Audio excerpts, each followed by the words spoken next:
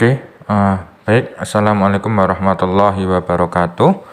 Salam sejahtera bagi kita sekalian. Semoga kita senantiasa dalam keadaan sehat walafiat serta diberikan semangat di dalam menimba ilmu. Baik teman-teman, sebelum kita lanjut, mari kita berdoa terlebih dahulu. Berdoa menurut kepercayaan masing-masing dipersilahkan.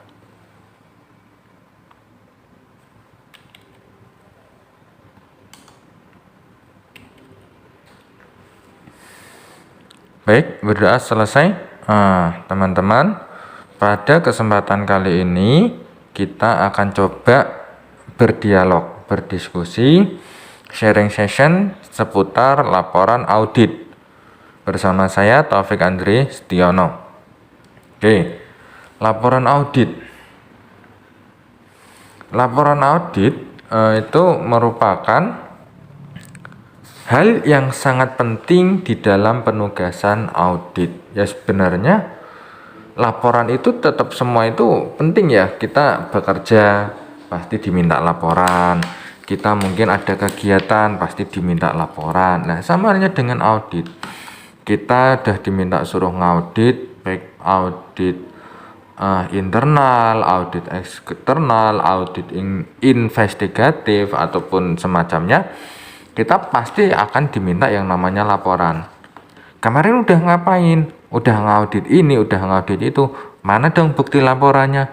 Sini berikan laporannya. Nah, jadi memang laporan itu sangat penting dalam penugasan. Kenapa? Laporan itu sebagai wujud pengkomunikasian.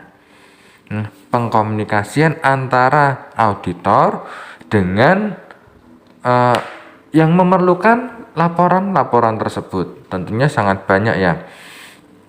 Nah, laporan audit ini merupakan tahap akhir dari keseluruhan proses audit. Jelas ya, namanya laporan itu pasti di akhir. Kalau di awal namanya pendaftaran ya. Jadi laporan itu di akhir. Jadi memang dari berbagai macam prosedur yang telah dijalankan, maka tindakan akhirnya adalah laporan audit. Dan laporan audit ini tentunya diandalkan oleh para pemakai laporan keuangan. Baik itu investor, baik itu mungkin dari sivitas akademik, baik itu dari masyarakat, baik itu dari pemerintahan dan lain sebagainya.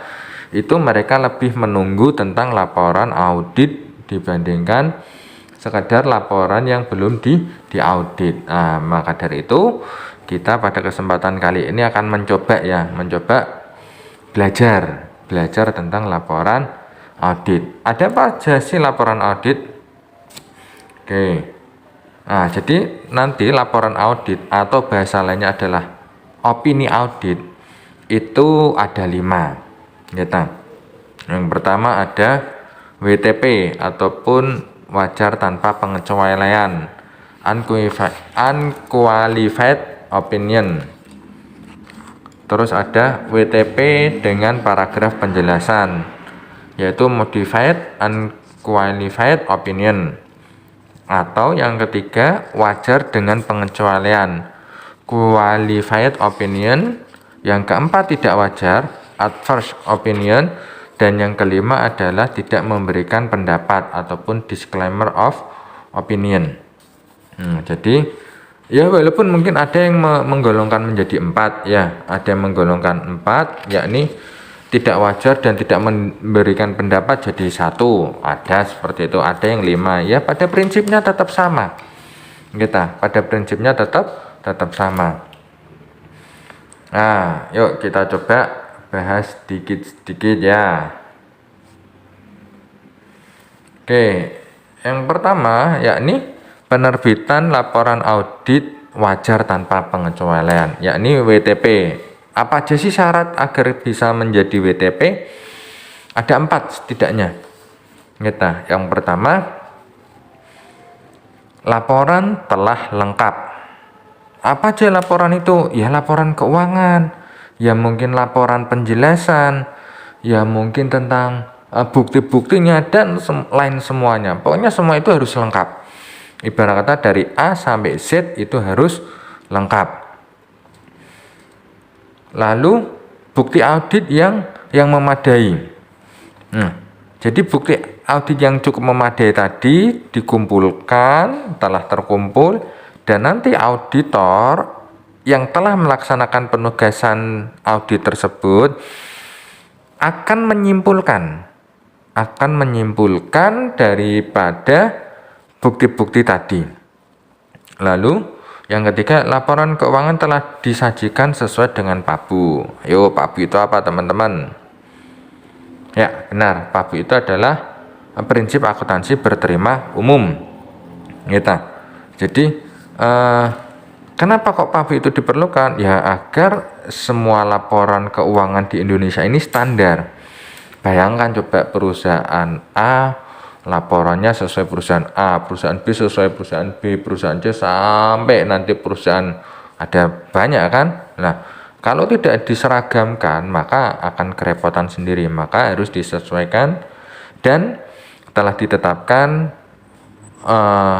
yakni prinsip akuntansi berterima umum. Lalu yang keempat adalah tidak terdapat situasi yang membutuhkan penjelasan. Nah, ada kadang, makanya tadi WTP kan ada dua, ada yang WTP saja, ada juga WTP dengan paragraf penjelasan. Nah, maka dari itu yang keempat ini tidak terdapat situasi yang membutuhkan penjelasan. Nah, ketika kondisi-kondisi tersebut terpenuhi, maka laporan audit akan muncul sebagai wajar tanpa pengecualian. Oke. Apa aja sih isinya?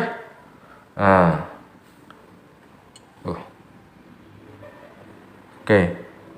Ini kalau sebenarnya saya tadi 2 kolom kok, cuman ketika di slideshow jadi 1 kolom ya. Oke, didengarkan aja ya.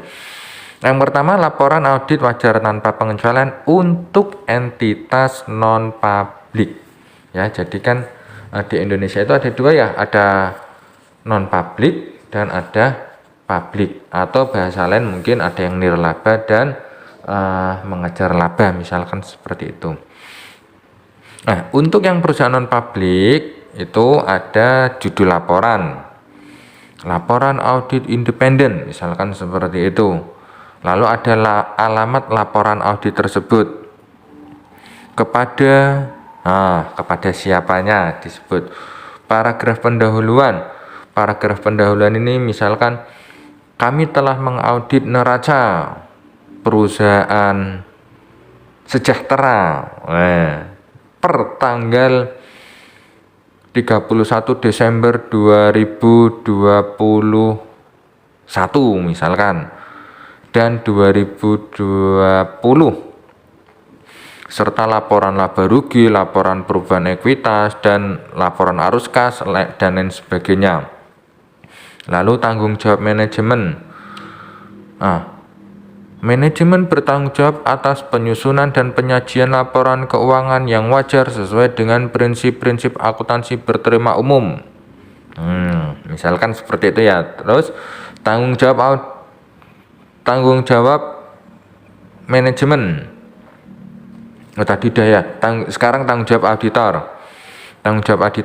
Tanggung jawab kami adalah menyatakan pendapat tentang laporan keuangan berdasarkan audit kami. Bla bla bla bla bla bla. Ini cukup panjang biasanya. Lebih panjang lagi paragraf ruang lingkup. Misalkan suatu audit meliputi apa saja, itu dijelaskan kalimat demi kalimat. Lalu tadi sudah paragraf ruang lingkup, terus paragraf tentang pendapat auditor. Menurut pendapat kami, sudah mulai nih. Menurut pendapat kami, bagaimana pendapatnya? Ya, dijelaskan. Lalu ada nama kantor akuntan publik. Misalkan Taufik Andristiono, misalkan gitu. Tanggal laporan audit, kapan tanggalnya? Tanggal misalkan berapa ya? 5 Mei 2022 misalkan. Jadi kurang lebihnya seperti itu untuk yang entitas non publik.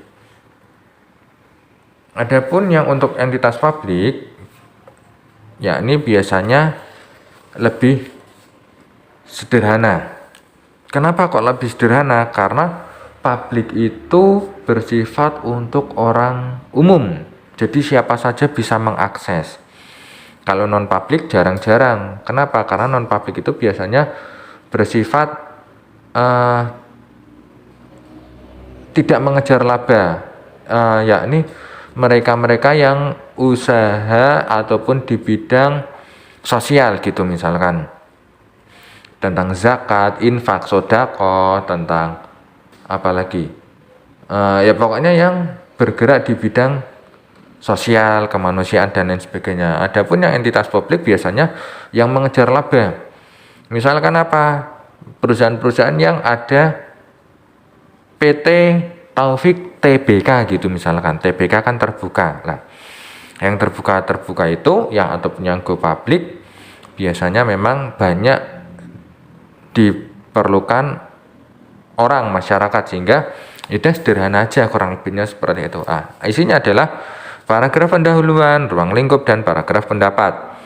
Pendahuluan ya sama sebenarnya. Kami telah mengaudit apa? Disebutkan, dijelaskan. Paragraf ruang lingkup.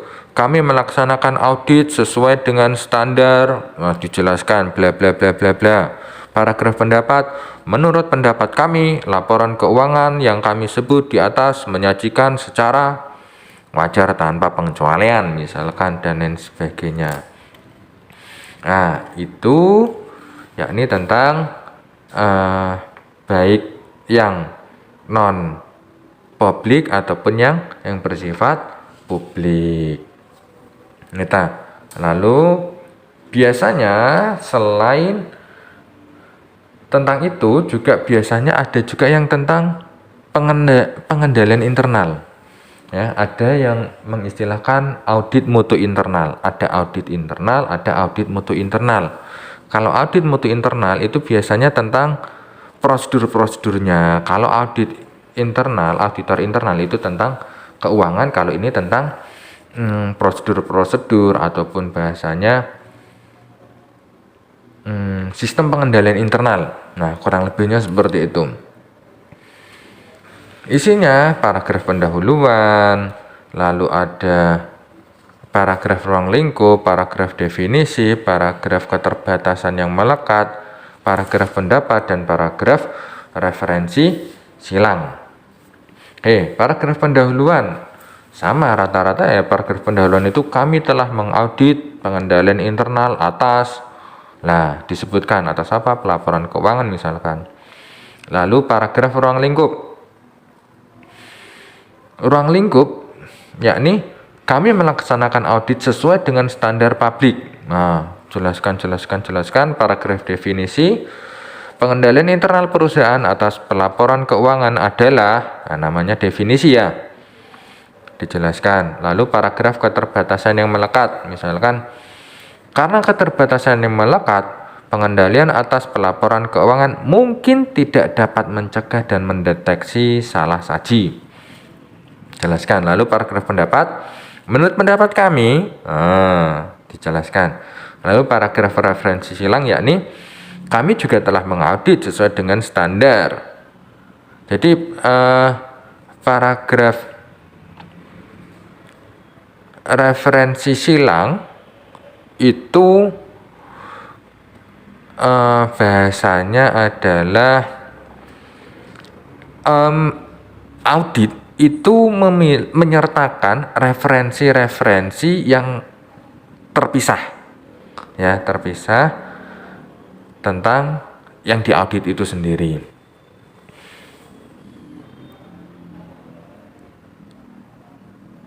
Oke, lanjut ke laporan audit WTP dengan paragraf penjelasan.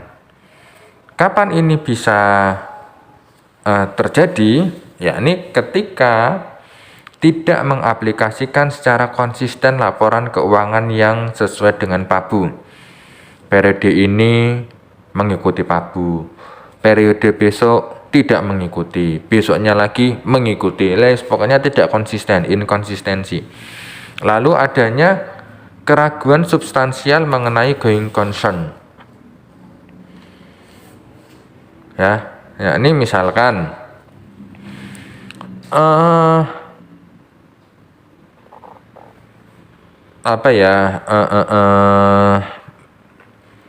misalkan tentang evaluasi kesehatan keuangan perusahaan.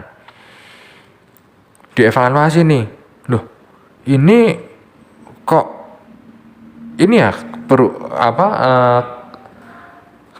kesehatan keuangan perusahaan agak dalam tanda kutip agak sakit ya, utangnya banyak, kasnya sedikit. Nah seharusnya kan ya minimal samalah, minimal. Karena apa? Karena ketika utang itu ditagih mendadak kita bisa, sehingga tidak menyebabkan perusahaan ditutup. Nah sehingga audit tentu memiliki pertimbangan-pertimbangan yang mana harapannya bisa menyelamatkan perusahaan. Lalu adanya penyimpangan dalam tanda kutip ya, penyimpangan dari PABU. Maksudnya gimana? Jadi misalkan gini,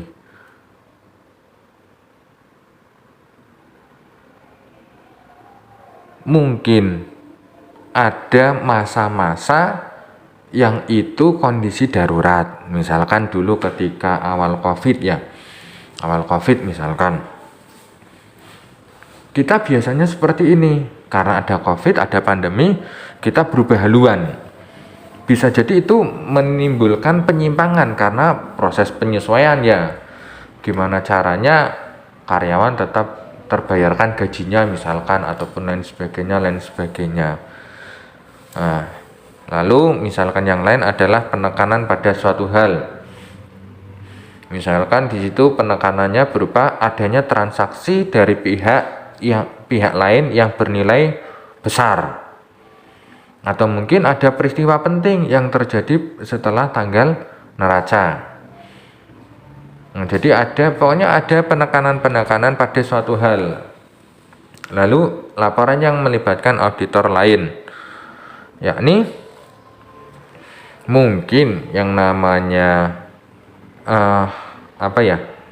kita sebagai auditor itu kadang butuh bantuan dari kantor akuntan publik, yang mana mereka juga kita minta untuk mengeluarkan pendapat, sehingga adanya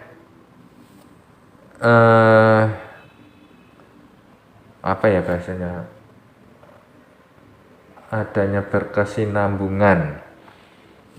berkesinambungan antara laporan satu dengan laporan yang lainnya.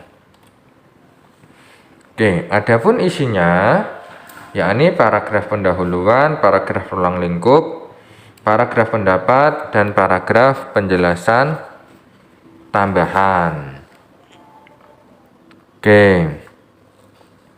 Ya, pada prinsipnya mirip dengan seperti yang sudah dicontohkan tadi. Oke. Lalu kita masuk ke opini WDP, yakni wajar dengan pengecualian atau qualified opinion. Kapan itu bisa muncul? Yakni pertama diterbitkan akibat pembatasan ruang lingkup audit atau kelalaian dalam mematuhi prinsip akuntansi berterima umum. Jadi yang pertama adanya pembatasan. Dibatasi yang bagaimana? Misalkan kita mau minta laporan arus kas gitu, tidak diberikan. Atau misalkan kita mau minta ini dan itu, ya pokoknya dibatasi lah. Intinya dibatasi, cuman pembatasannya tidak kebangetan, tetap dalam hal yang wajar, sehingga auditor tidak bisa leluasa di dalam mengaudit.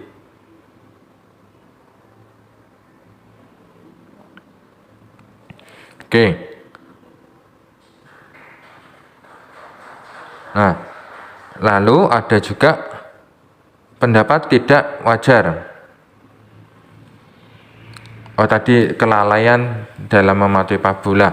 Kalau berbeda dengan tadi, kalau kelalaian itu biasanya bersifat disengaja, bisa jadi disengaja. Dia sengaja tidak mentaati pabu, misalkan seperti itu. Lalu ada opini tidak wajar atau adverse opinion. Diterbitkan hanya apabila auditor yakin bahwa laporan keuangan secara keseluruhan mengandung salah saji yang material, sehingga tidak menyajikan secara wajar posisi keuangan yang sesuai dengan pabu.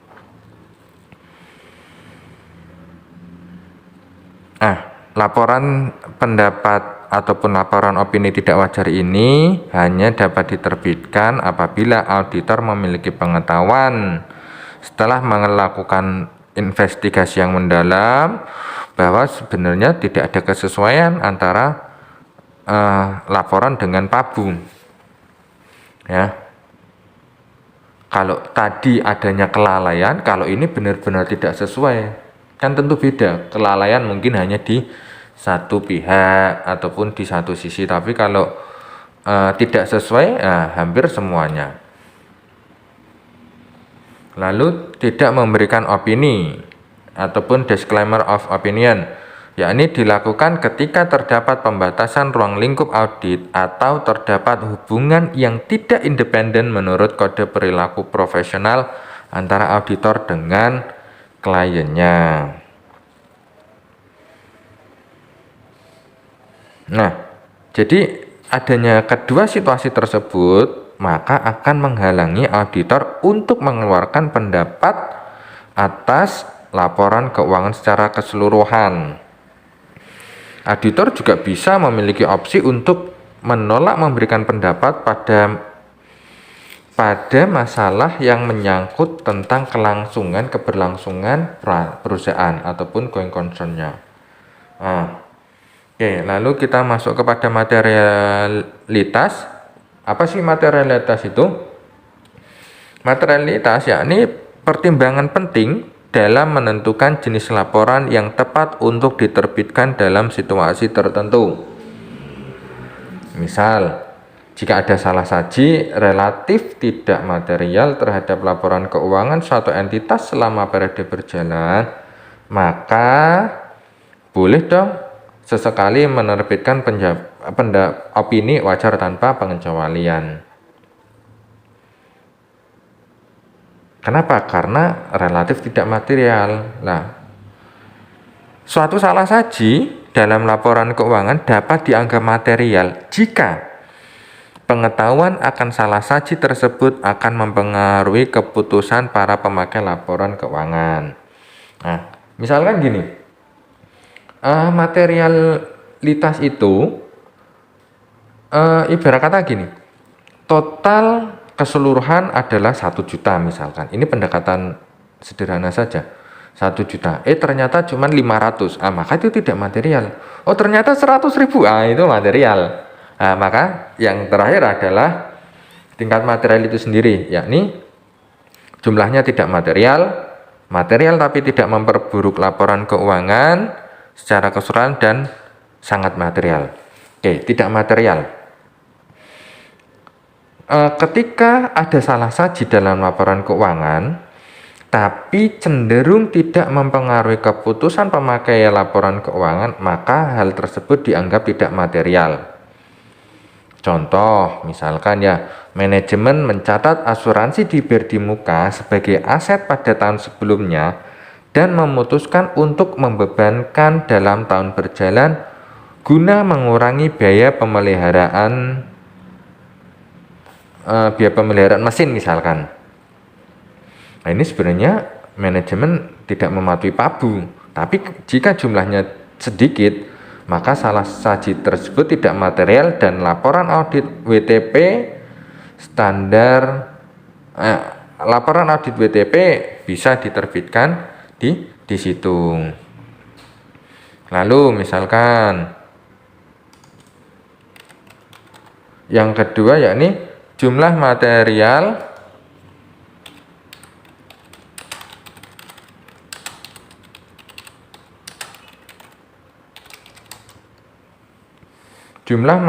tapi tidak memperburuk laporan keuangan secara keseluruhan. Nah, ini yang tingkat yang kedua, yaitu ketika terjadi salah saji dalam laporan keuangan yang mempengaruhi keputusan para pemakai laporan keuangan itu sendiri, tetapi laporan keuangan secara keseluruhan tetap bisa disajikan secara wajar tanpa pengecualian. Misalkan contoh, misalkan ada nih salah saji yang besar dalam aset tetap ya khususnya. Bisa jadi salah saji itu memungkinkan mempengaruhi keinginan pemakai untuk meminjam uang kepada perusahaan jika aset itu adalah jaminannya. Misalkan mobil gitu, ternyata mobil itu yang sebagai jaminannya. Nah, salah saji tersebut kan merupakan aset tetap, berarti itu bukan sebagai kas ataupun piutang ataupun unsur-unsur yang bersifat likuid, sehingga ya sebenarnya sah-sah saja, aman-aman saja, dibandingkan ketika yang diambil itu adalah bersifat liquid ataupun kas ataupun lain sebagainya.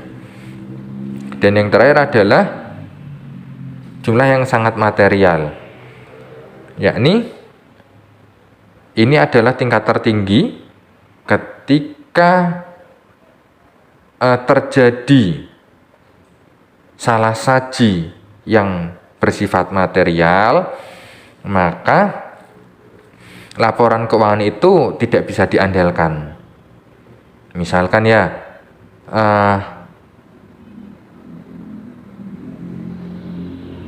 misalkan tadi yang sudah sempat saya katakan, totalnya ada 1 juta, ternyata yang salah saja adalah 100.000, 500.000 bahkan. Nah, itu kan bersifat material, maka itu bisa sangat-sangat mempengaruhi. Oke, baik teman-teman, sebagai penutup, jadilah orang baik, namun jangan sibukkan waktumu untuk membuktikan kepada siapapun. Yang penting kita berusaha menjadi orang yang baik, tapi tidak perlu kita tunjukkan, ini loh aku orang baik, ini loh aku orang baik, dah.